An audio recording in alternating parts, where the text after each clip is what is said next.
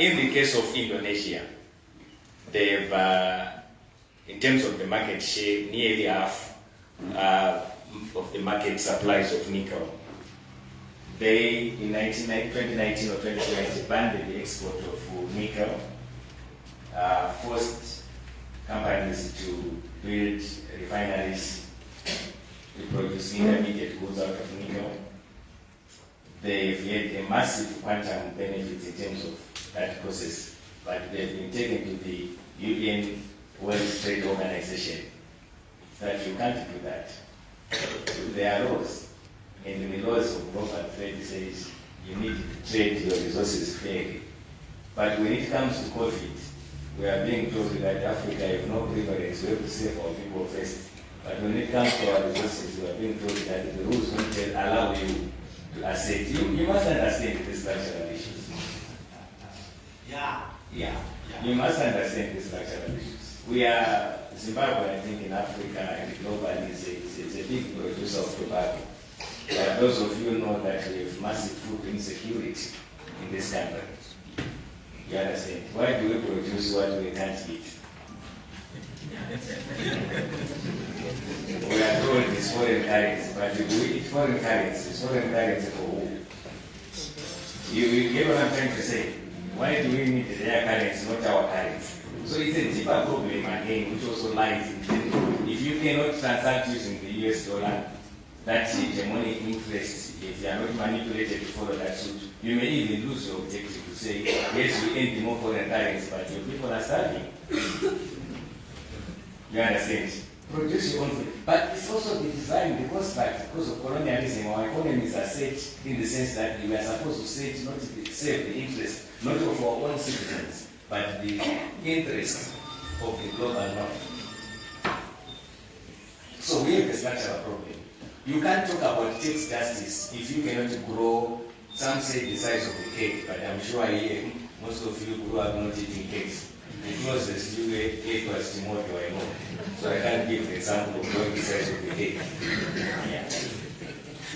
And for those that are not from Zimbabwe, Timothy is a mixture of your flour, and if you are, depending on how well off you are, you may have flour alone or a mix of flour and some meal. And for those that grew up like me, they know on the other side is more meal than flour is.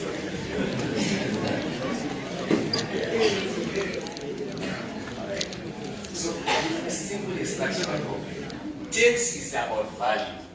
If you cannot add value, you are not widening the tax base. If you cannot add value, you are not diversifying the tax base. So we cannot talk about tax inequalities without addressing the economic structural challenges that we are seeing. It's important that we understand these structural barriers that we are facing. Right. The third dimension I want to bring to this conversation is about the relations. We are having this conversation from the inequalities that exist in the global relationship. When there is war in Ukraine, you've seen the massive aid, the billions that are being announced. But there is war in Sudan. Even if you go to CNN and other global networks, it's something that is not a priority. It's because of relationships. In this issue of tax, it was being led and is still being led by the OECD, the Organization for Economic Cooperation and Development, an exclusive club of the rich. And they think that they have the power to determine who gets what. Are we together? Even Jesus said, no, to Caesar, it belongs to Caesar. The mighty Jesus Christ said, no, I can't get it. But the OECD, they say you have power to say who gets what. Even Caesar cannot get his own share. You understand?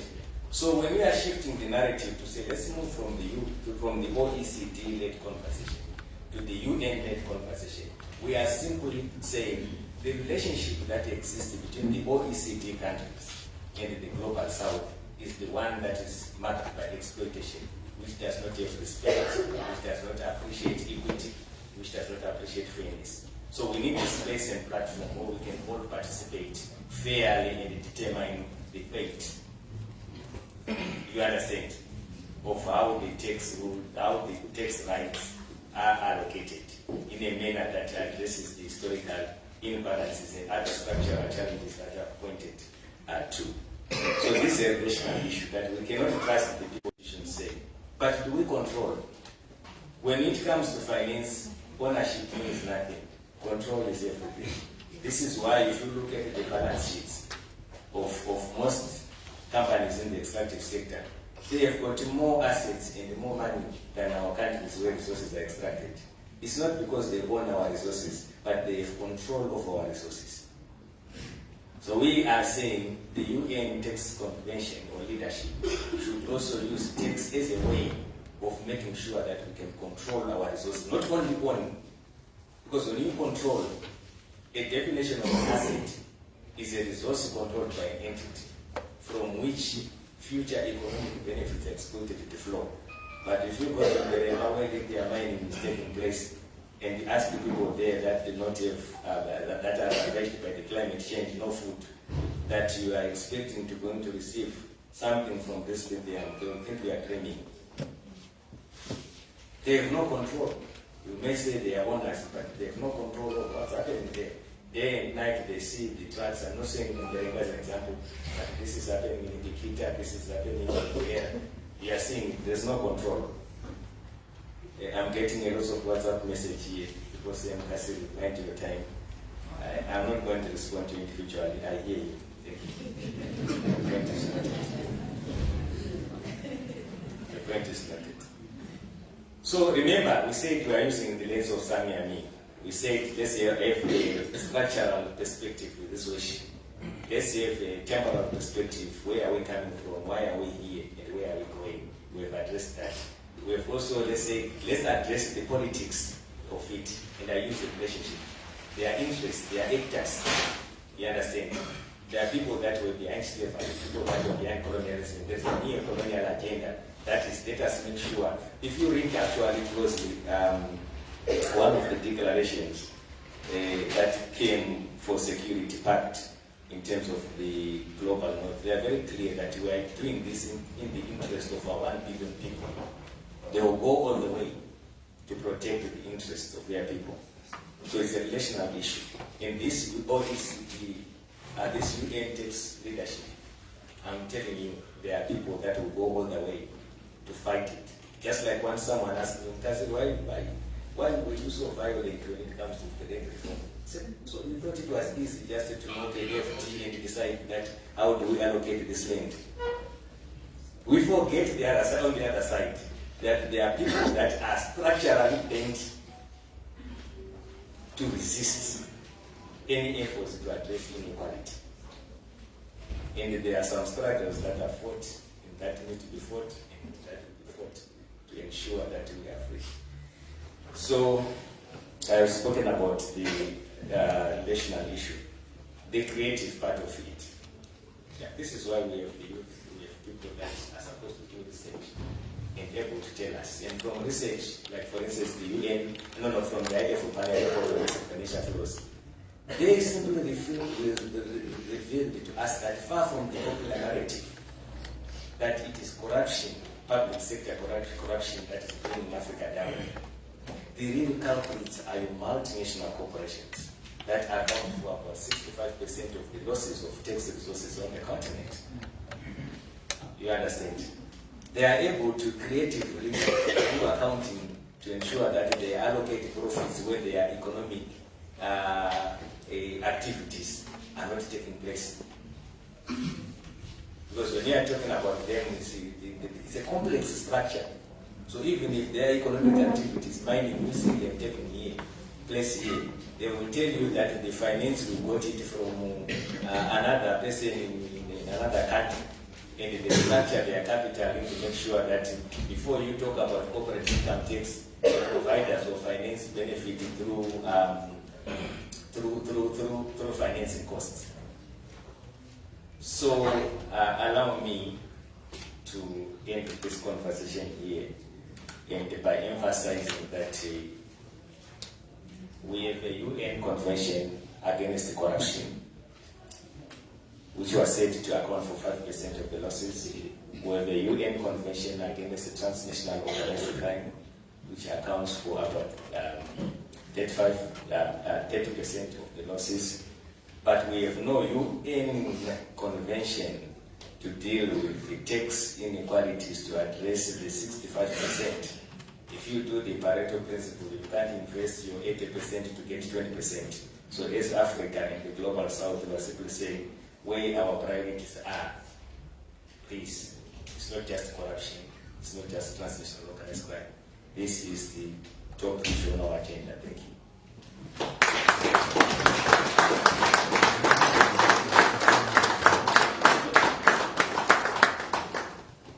Thank you, Ndugu, for that.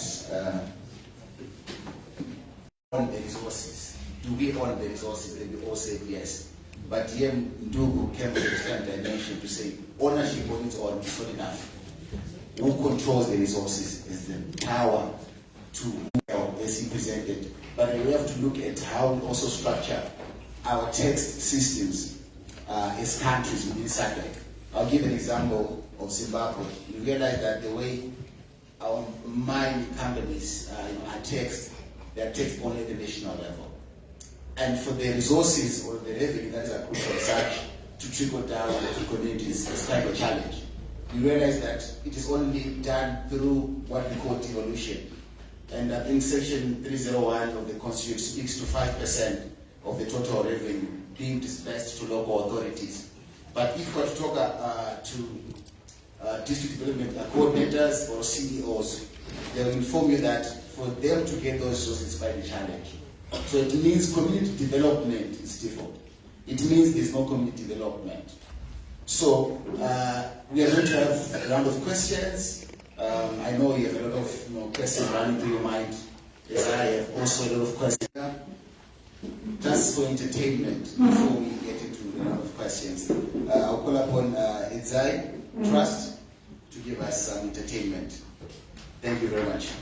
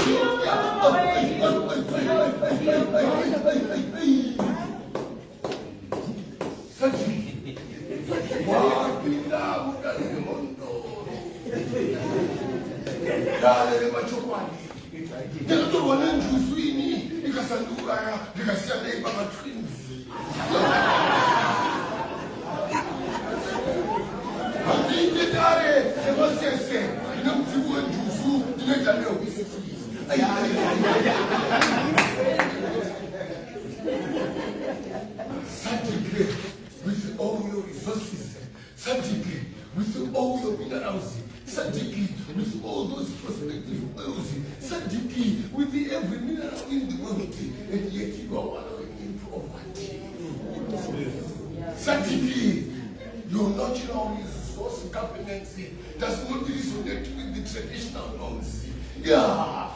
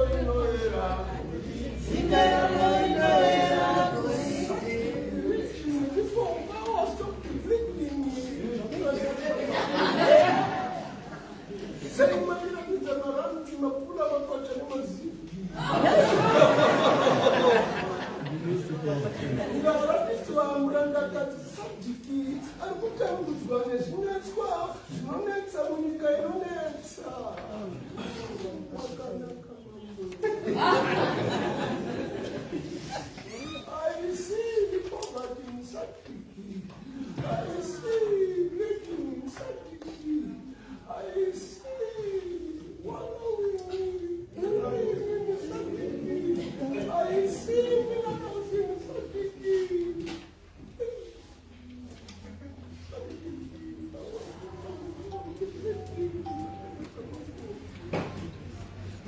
I see a UN convention on checks coming to give Sadiki.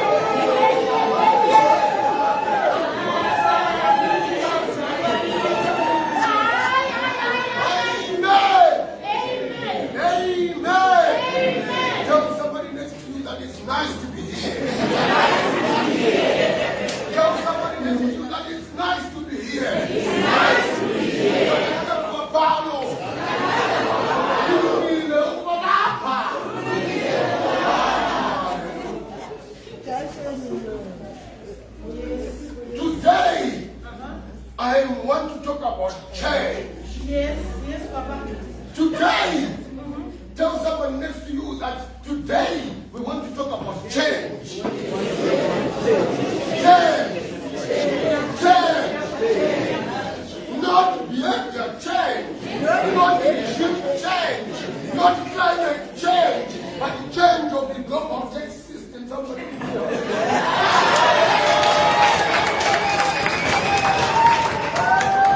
our continent is bleeding. The financial flows are malnourishing it.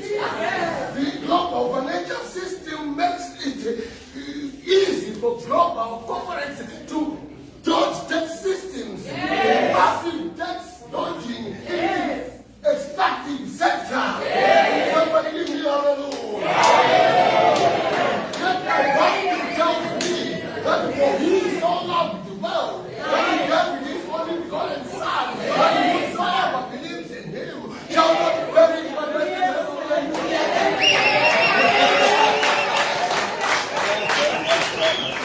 Africa is perishing because of lack of knowledge. Africa is perishing because of lack of knowledge. Africa, seek ye first the kingdom of God, and everything else will flow. Africa, claim your space in the tax decision-making process, and everything will flow. Africa, Africa, Africa. I want to pray with somebody here today. Somebody who believes that Africa will be redeemed. If there's anyone who believes that Africa can be redeemed, can he show it by raising up his hand? I want to pray.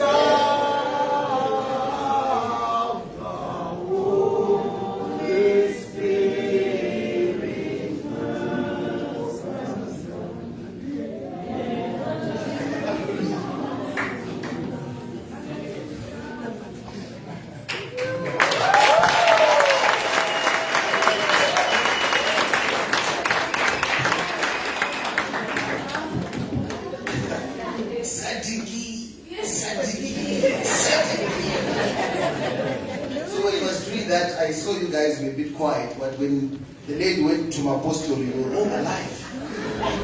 You guys, you know very well you went to Apostle, right? And on the last part, I was thinking, Bishop said, should we go for an encore?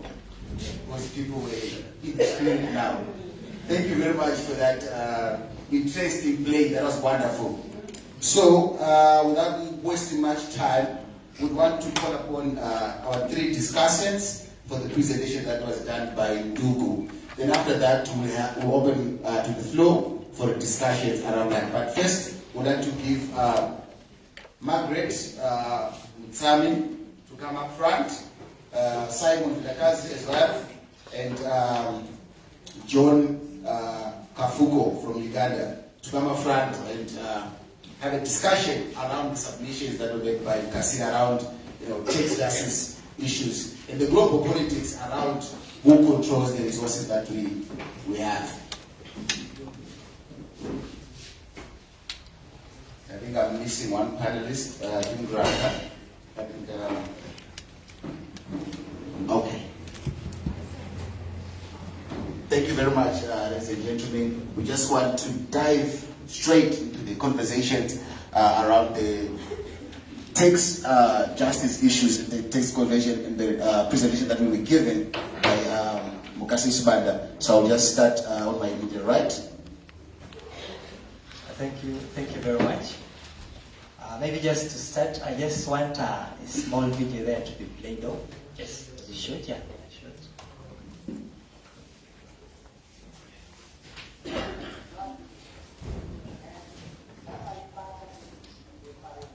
Connected.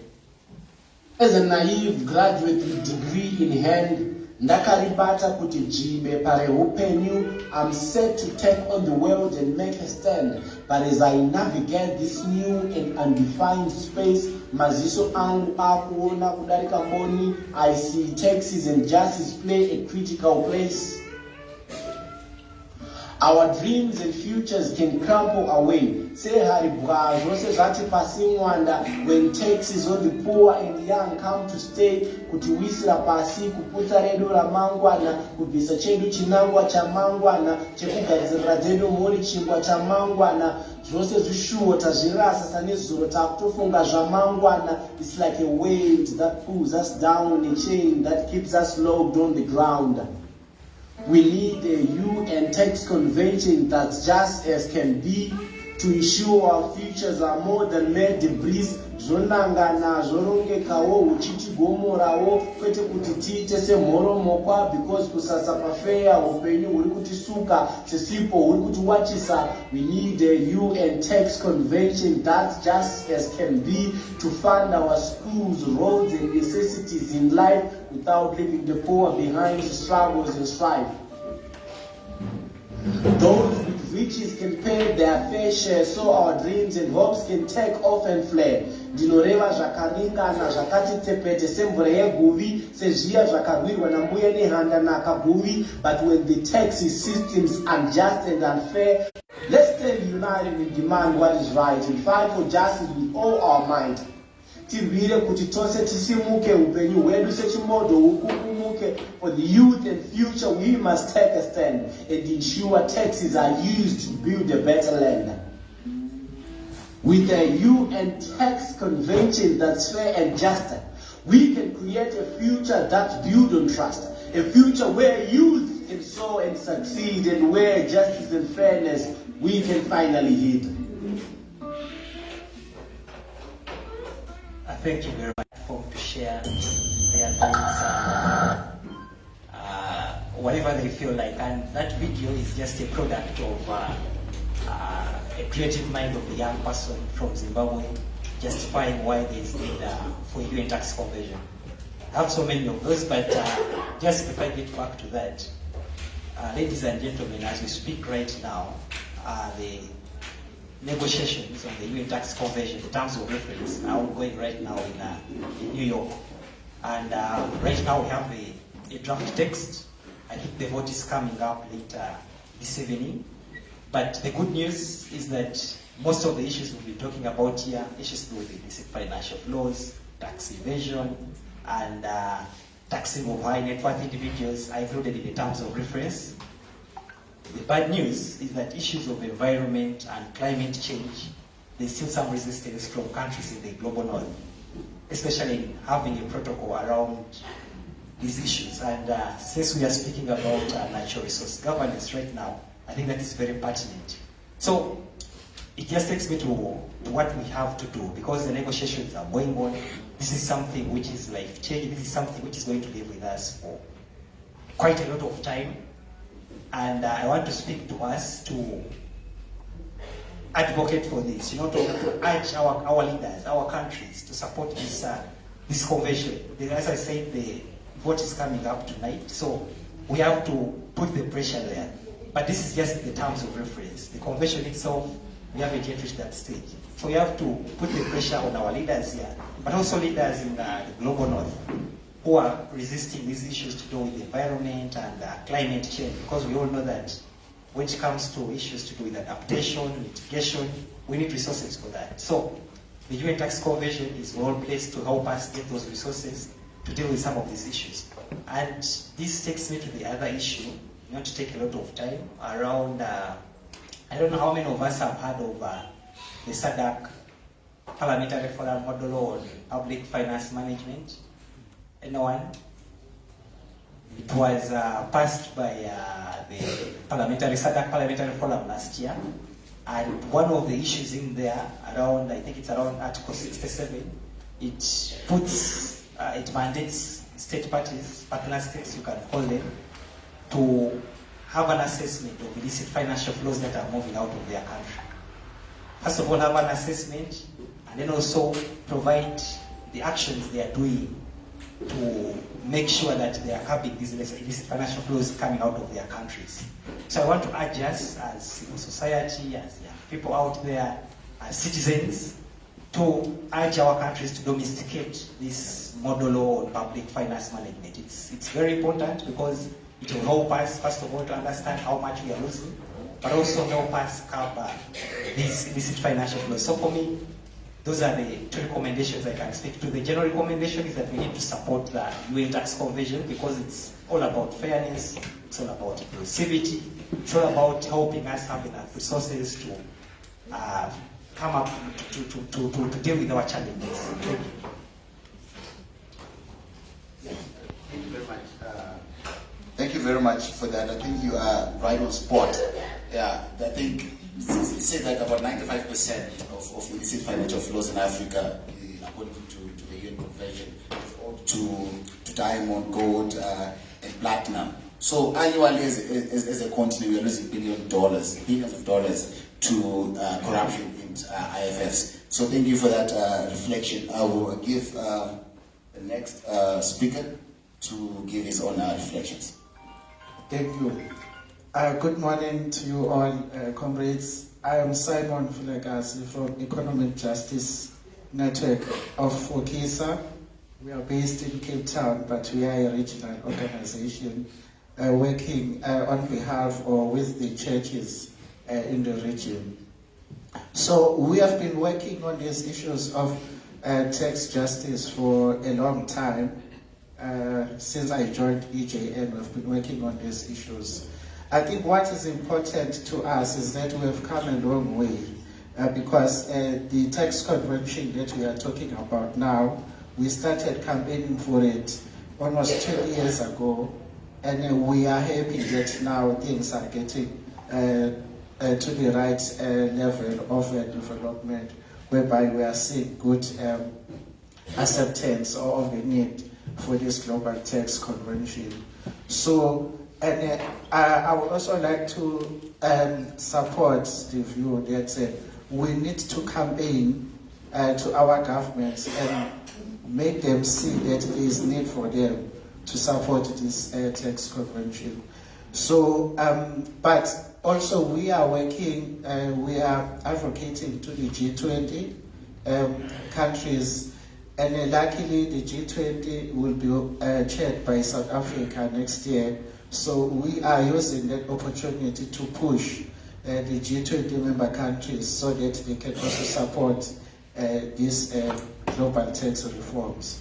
So this is what we are doing on a global level. But I would also just like to link this issue to the local level, comrades. Because as much as we are doing work on a global level, but the natural resources are extracted from areas where communities are residing. So we need to see how do the communities benefit from the extraction of natural resources. I would just like to ask you a question.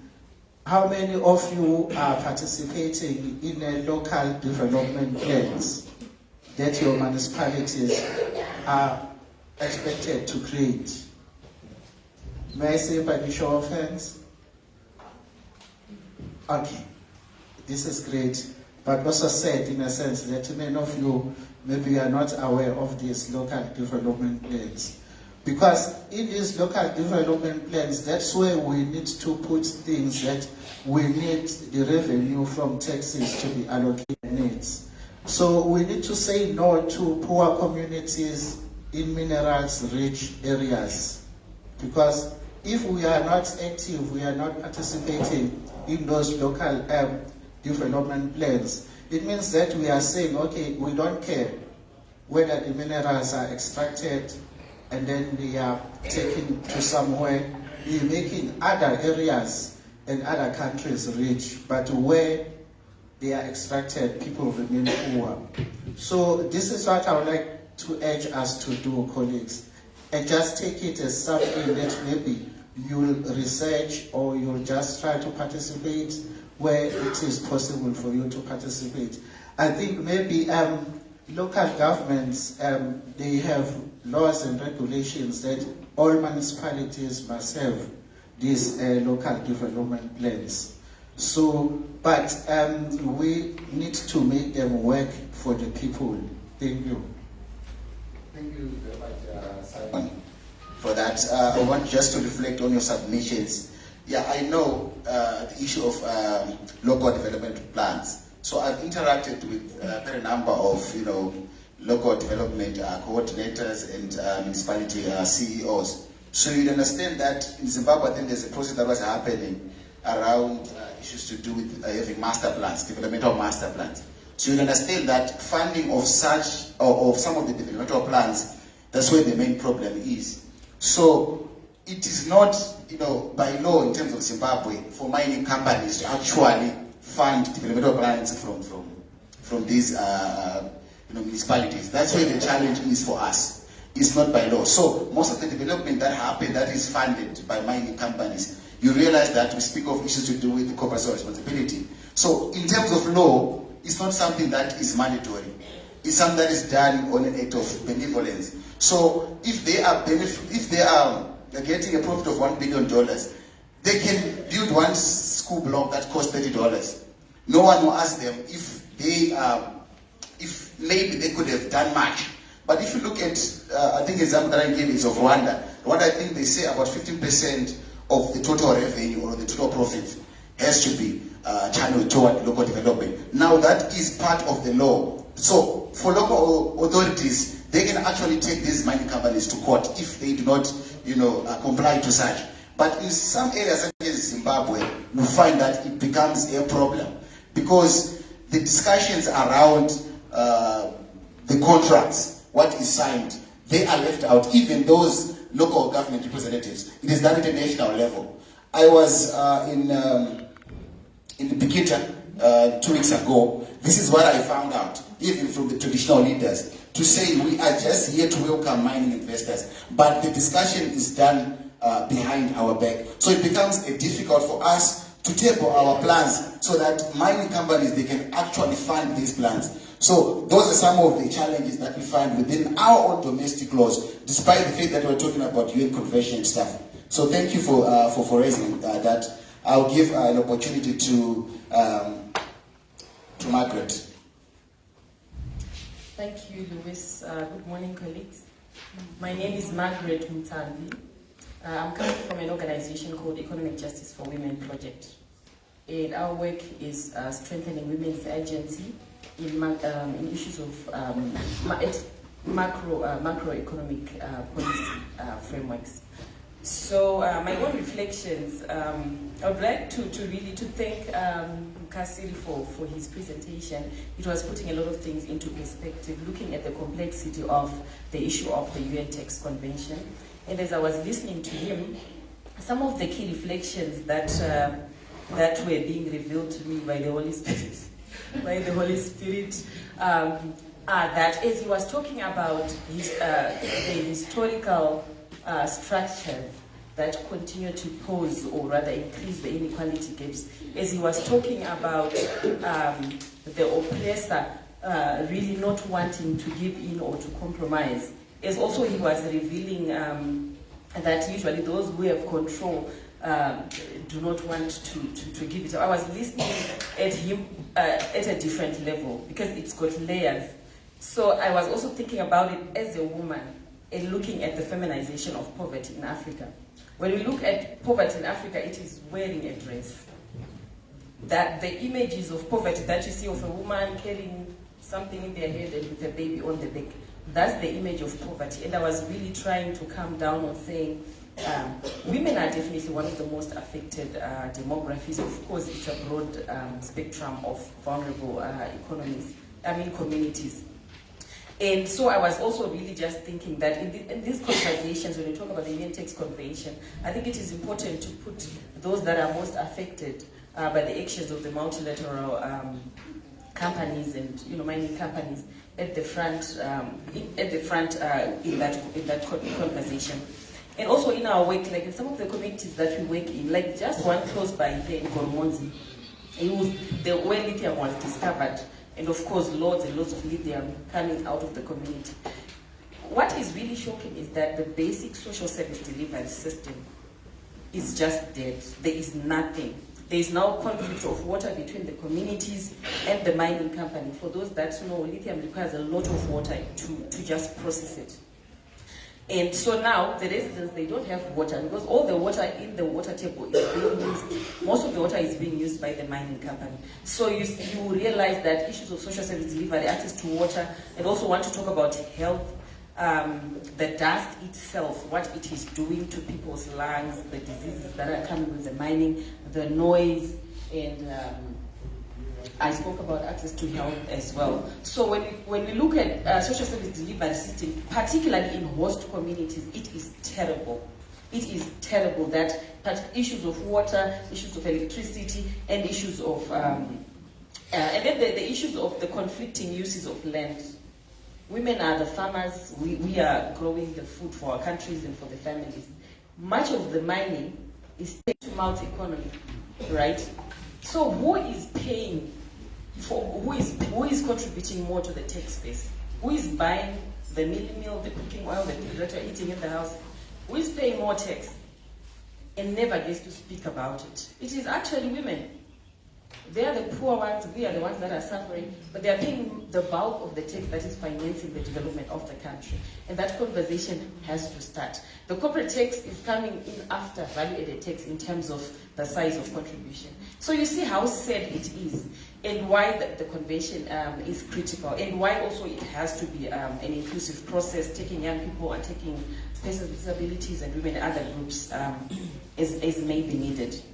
And maybe just to conclude, I was also touched by the reflections by Kasi when he was talking about the abuser teaching the abused, or something like that. And I was really thinking, even when you have conversations on climate change, it's the West that are coming down to say, there's a training workshop. The same people that have caused climate change, they're actually experts now, so they're coming to teach Africans who have got their environment, which was almost intact.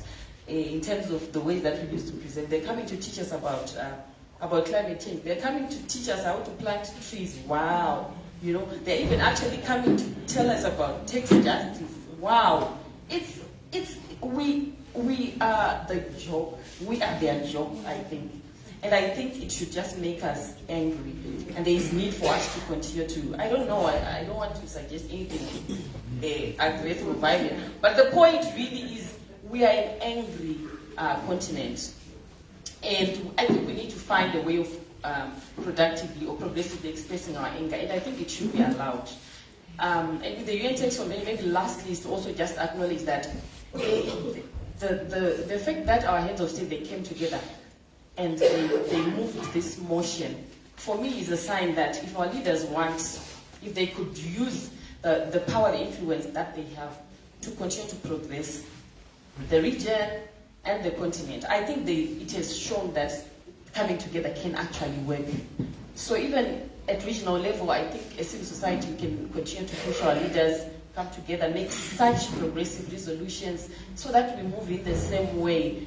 Maybe, for once, civil society and government and citizens to say, yes, we want this. And for the development of our continent. I think I'll drop it here.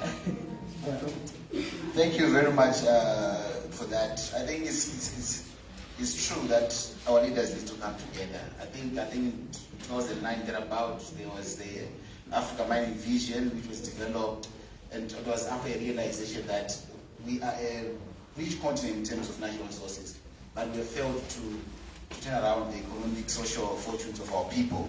So such deliberations are actually important for us to have, even with our leaders, so that we put effort in ensuring that our aspirations are actually addressed as communities. So I know you guys have been listening to me and Kasil and the other guys for quite some time.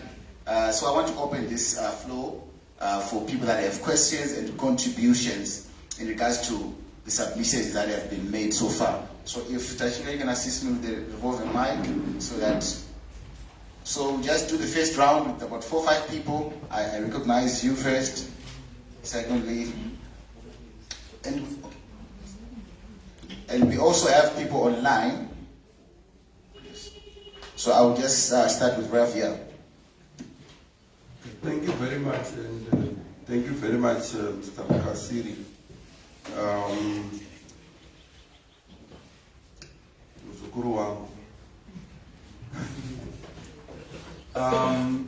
You know, at my age, I really get perplexed because even with the people like Mukasiri, we've had years of meeting and discussing some of these issues. See, what really worries me is that I will not be able to see Kenya.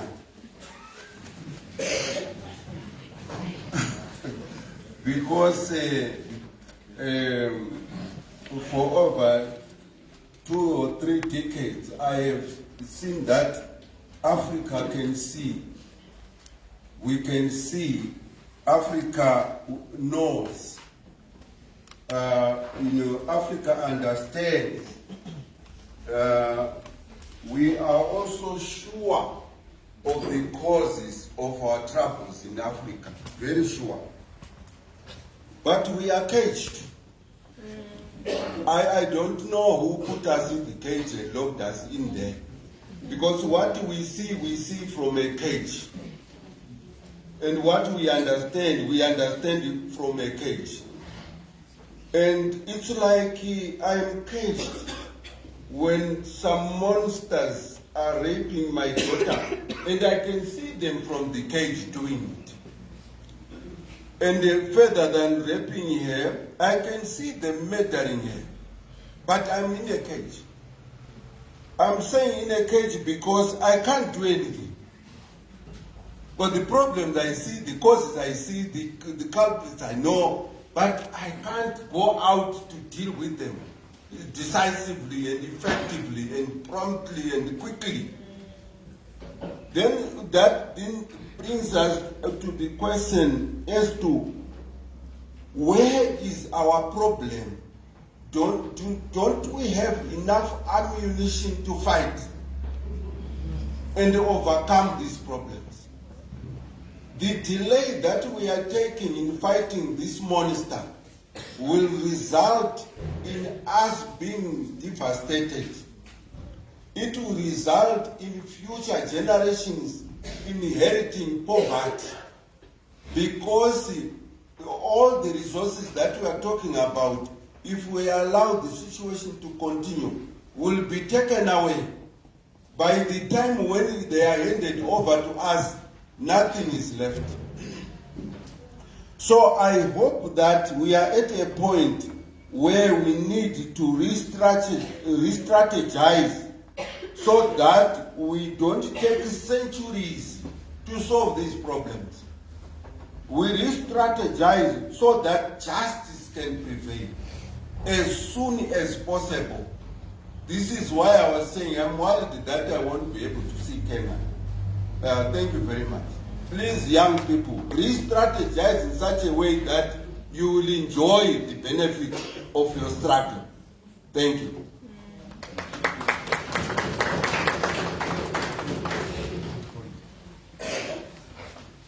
Thank you very much. I'll start with this. Viva Sustain, viva! Viva! Viva Sustain, viva! Viva! Viva ZCC, viva! Viva! Viva Baptist, viva! Viva! Kemba, that viva! Kemba, that viva! There is one thing that our pastor said there. In here, we have got a lot of informal people, vendors. John 6, verse 9. What the pastor was talking about, that was the vendor. When you go to football matches, you'll see vendors selling things. That is not just a Nyamata, not just a boy, but that was a vendor. So vendors, you have got a place in here. That's what I'm saying. And we should do more so that our region should also be respected. What I wanted to say here, one thing we have said is that we have got a lot of resources in our region, and we have got a block that's the SADC. I think the aim was that when you go to conference or negotiations, they should go as a block. But what is happening, there could be a country, whether Russia, America, Korea, they could invite all the SADC countries. And what can they negotiate?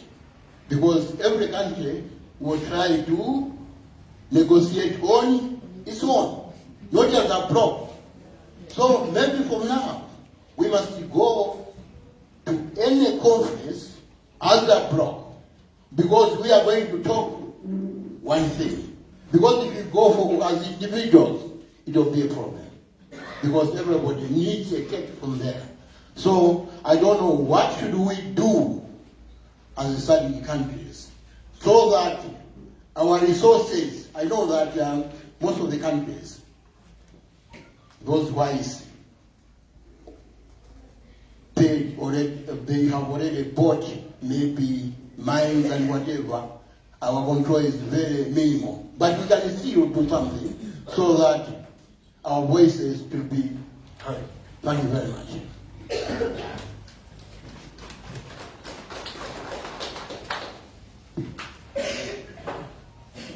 Mine director looks on the issue of nothing shall be done by itself.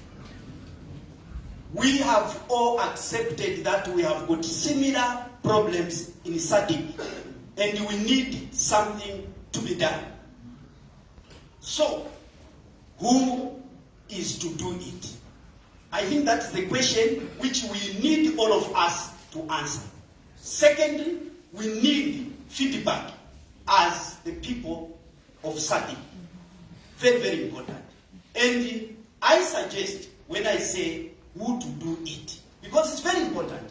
We can talk, and go back to our respective places. It will remain with the same problems. So follow-up is very, very important. Feedback is very, very important. And who to do it? I think our forefathers used it to strategize even to get our independence without even this technology which we have today. We have very organized and strategic institutions like all these institutions I am pointing, all these are well strategic institutions which we need to give them tasks from this meeting so that we go at another level, because the problem we have confirmed it is there and we need the problem to be solved. And we need to task someone. And these institutions, I think if we task them and get feedback so that they continue, and when they speak, they will speak that we have been mandated by the people of SADC.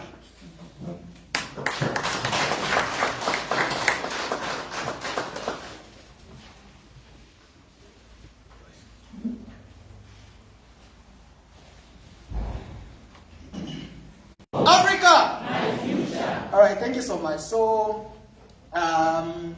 this should be an addition to everything that has been said so far.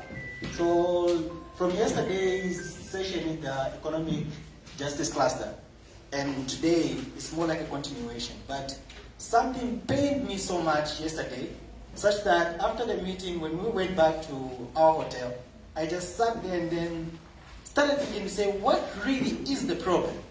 Is it that we do not have the force to be able to fight all this? Is it that we do not have the resources to be able to fight all this? But one thing that came to my attention, which I'm thinking, and is the very specific problem, where we're coming from, everything has been politicized from all our respective countries.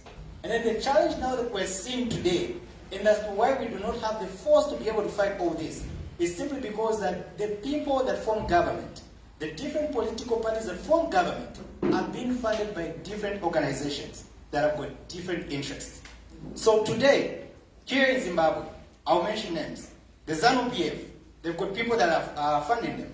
Where I'm coming from back home in Zambia, the UPND have got people that are funding them with totally different interests. So when we meet at SADC, the conversation cannot be the same. Why? Simply because people have put political interests first, then they've put their countries first. And now the conversation begins to just rotate on one same thing. Oh, let's change this, or let's make this mining agenda, or let's make this, or let's make that. So the conversation does not change from generation to generation. Why? Simply because we as a people have put away our countries. We've put away our patriotism. We've put away Pan-Africanism. And now what we are running for, and what we are vying for, is personal interest, and which is a challenge. But what is the solution to this? I think to say that the civil society and the church, we've got the power, we've got the mandate, and we've got the numbers. These politicians that we see out there, some of them are member church, churches, are members from our churches. Some of them are coming from the very grassroots of these civil society organizations that we're seeing. How about when we dialogue with them, bring them to the openness of what it is that they should be able to do, challenge them to remain to be true to where they're coming from, to remain to be true to the dreams of a child who's suffering, who's not being able to attend education simply because they've had to sign a deal with a certain mining firm that's now ripping apart their natural resources. So I think going forward, what we need to do is when we come from meetings such as this, we should be able to go back home and take action. That action isn't going to be taken by someone that we're just mentioning here, maybe from the SADC and whatnot. That action needs 1, 2, 3, 4, 5 people from my community. We decide, saying, okay, what is it that we're going to do? What voices are we going to be able to raise to challenge this that's happening? But I think, as the day goes, each and every one of us has got an interest somewhere. And then most of us are politically aligned. And we do not care anymore about our countries as much as our forefathers did care. Thank you.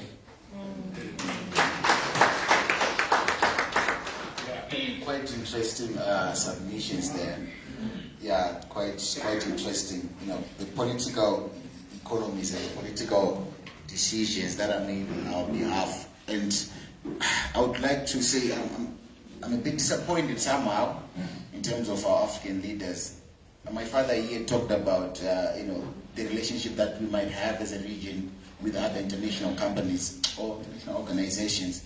You'd realize that China can call the whole continent, and heads of states will go running to China for a China-Africa dialogue, economic dialogue.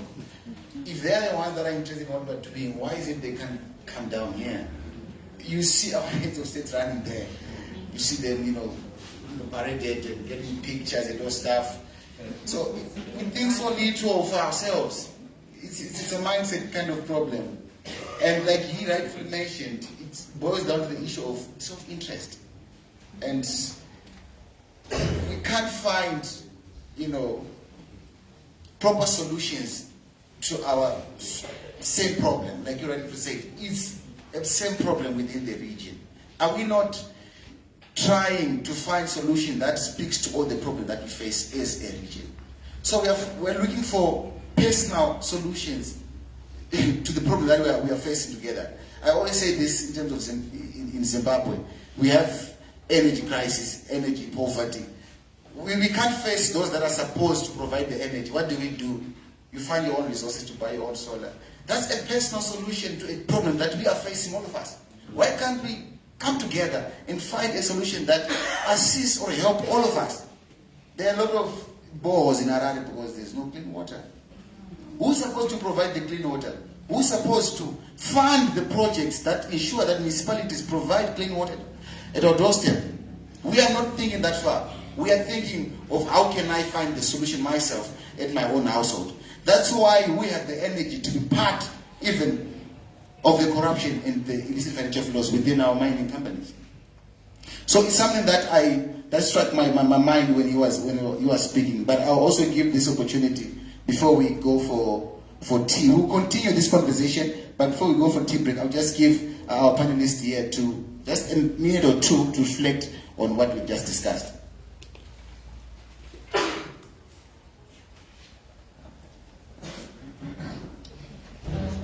Thank you. When I listen to the young men, I almost cried.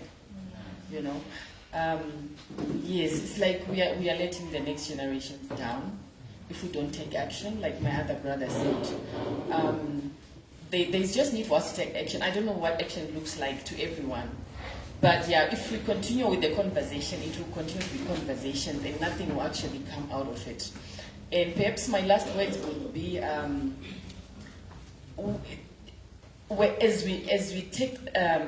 we shape the agenda, it is important to put the voices of the most affected at the center of the conversations.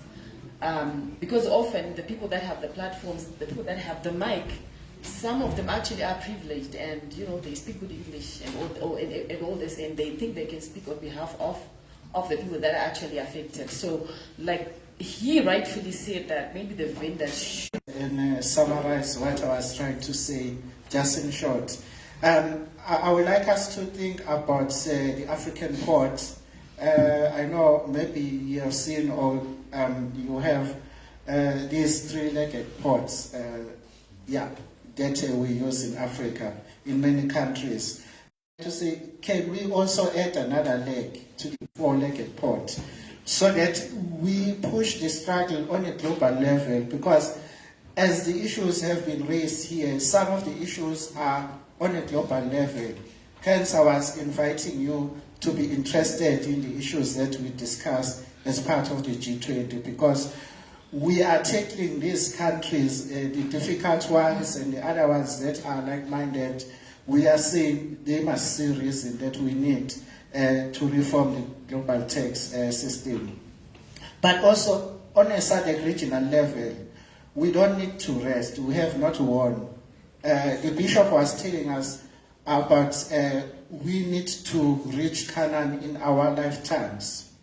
So we can't say we're going to ignore the SADC regional level and just focus on other things.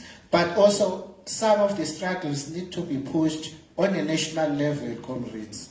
I think this means that we need to see, like a comrade was indicating, that sometimes when there are problems and we try to solve it as an individual, that doesn't work. That doesn't take humanity far, because it means that those who cannot solve the problems on their own, they remain marginalized. But also, as I was indicating, on a local level, colleagues, let us find our roles. In South Africa, we have this saying that each one teach one. So we need to be able to empower the local communities. We are here, and the resources have been spent to bring us here. So from here, we need to say, I'm going to play my role. I'm going to be part of this four-legged port. So you can identify which level you would like to play your role in and contributing to the struggles. Because if we sit and expect that someone else is going to do it, it's very difficult. Sometimes it may not even happen that other people will do it unless they see that it will serve their interest. So I'm just like saying, let us be activists. Maybe the main outcome of this People's Summit should create activists on all levels so that we are part of this four-legged port, comrades. Amandla. Thank you. Yeah, thank you very much. To me, I think that first of all, we have to understand that for the colonialists to put us where we are right now, it did take them a few years. It didn't take them a few decades. It took them a very, very long time. And if you see very clearly, these people have colonized every part of every aspect of our life, be it politically, be it socially, be be it culturally, be it religiously, everything, socially, everything. So fighting that is not something that we think will take a few years or a few decades. And also, just to give us another perspective, is that we are talking about resources. We have so many of them. Not so many of them you will find them in Europe. You will not find the resources we have here in Europe, in the Americas, in all the other continents. So to these people, putting us or colonizing us or putting us in the position we are in is a matter of life and death to them. And you don't expect that they are going to give it to you on a silver platter. You've got to fight for it. It takes a lot of time. So I don't want to, I know Father said he may not see Canaan. Even myself, I'm worried I may not see Canaan. Because I think this is a war. This is not a battle. This is a war which takes a very long time. It requires a lot of energy. It requires a lot of effort. It requires a lot of resources. And we have to put that. We can only play our part. And then on the issue of action, for me, I feel that there is action. I don't know what action looks like to some of you, but for me, as I said, negotiations are going on the UN Tax Convention. We have colleagues there who have been ensuring that we have issues of inclusivity, issues of illicit financial flows included in the terms of reference. Today, I think that is action. As I said also, the SADC Public Finance Management law was passed last year by the SADC PF, and we have quite a number of colleagues who influence that process. For me, I think that is action, and I think that is progress. So I don't think it also helps for us to doom ourselves or to be pessimistic about what we are doing. I think there is something we are doing. It may be small, but I think it reflects action. And bearing in mind that even the people we are fighting against are not sitting. They are also fighting back. Because as I say, this is a matter of life and death to them. If they lose Africa, they are going. So for me, I think we have to keep going. We have to support the UN Tax Convention, but also the SADC PF, SADC Public Finance Management Act. It talks about issues of IFFs. We have to ensure that it is domesticated and some of the things can reflect in our day-to-day lives. So I think I'll end it at that. Thank you. Thank you very much. Yeah, baby steps towards our cause. And with God's grace, I think you all see Canaan. So let's break for tea.